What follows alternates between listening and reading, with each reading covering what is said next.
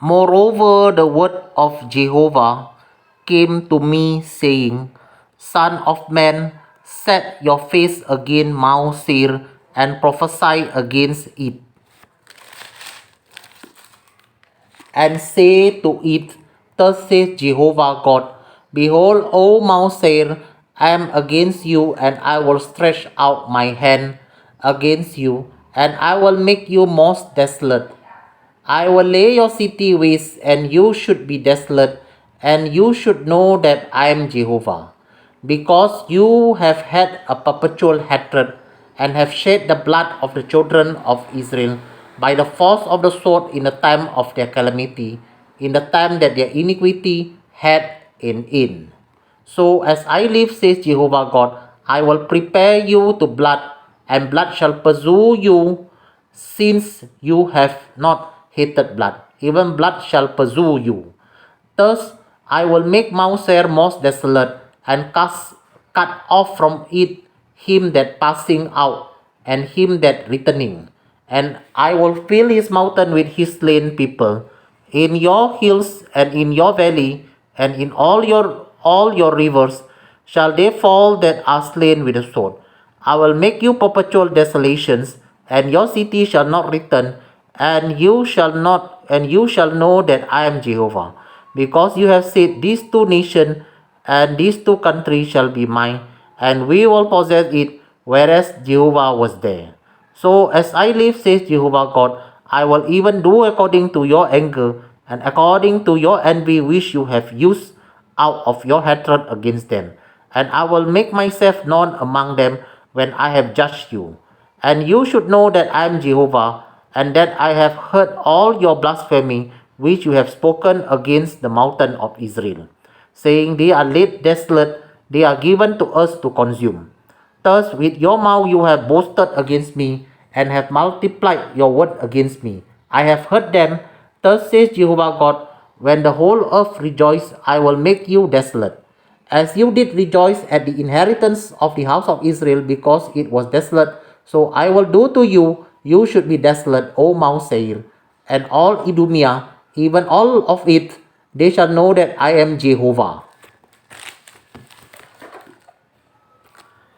यहोवा का ये वचन मेरे पास पहुंचा। हे मनुष्य के संतान, अपना मुंह सेईर पहाड़ की ओर करके उसके विरुद्ध भविष्यद्वाणी कर, और उससे कहे, परमेश्वर यहोवा यूं कहता है, हे सेईर पहाड़, मैं तेरे विरुद्ध हूँ, और अपना हाथ तेरे विरुद्ध बारा कर तुझे उजाड़ ही उजाड़ कर दूंगा। मैं तेरे नगरों को खंडहर कर दूंगा, और तू उजाड़ हो जाएगा। तब तू जान लेगा कि मैं यहोवा हूँ, क्योंकि तू इस्राएलियों से युग युग की शत्रुता रखता था, और उनकी विपत्ति के समय, जब उनके आधर्म के दंड का समय पहुंचा, तब उन्हें तलवार से मारे जाने को दे दिया। इसलिए परमेश्वर यहोवा की ये वाणी, मेरे जीवन की सौगंध, मैं तुझे हत्या किए जाने के लिए तैयार करूंगा, और खून तेरा पीछा करेगा। तू जो खून से ना गिनाता था, इस कारण खून तेरा पीछा करेगा। इस रीति मैं सही पहाड़ को उजाड़ ही उजाड़ कर दूंगा, और जो उसमें आता जाता हो मैं उसको नाश करूंगा। मैं उसके पहाड़ों को मारे हुओं से भर दूंगा।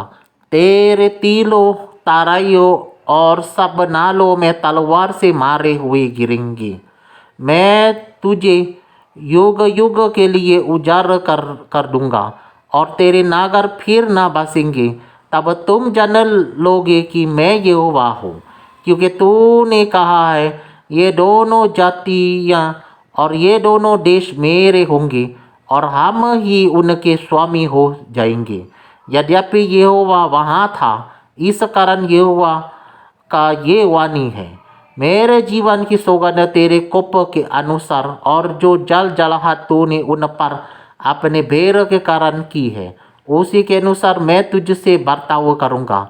और जब मैं तेरा न्याय करूँ, तब तुम मैं अपने को प्रकट करूँगा। तू जानेगा कि मुझ यहोवा ने तेरी सब तिरस्कार की बातें सुनी हैं जो तूने इसराइल के पहाड़ों के विषय में कही। वे तो उजाड़ गए, वे हम ही को दिए गए हैं कि हम उन्हें खा डालें। तुमने अपने मुंह से मेरे विरुद्ध बड़ाई मारी और मेरे विरुद्ध बहुत बातें कही हैं।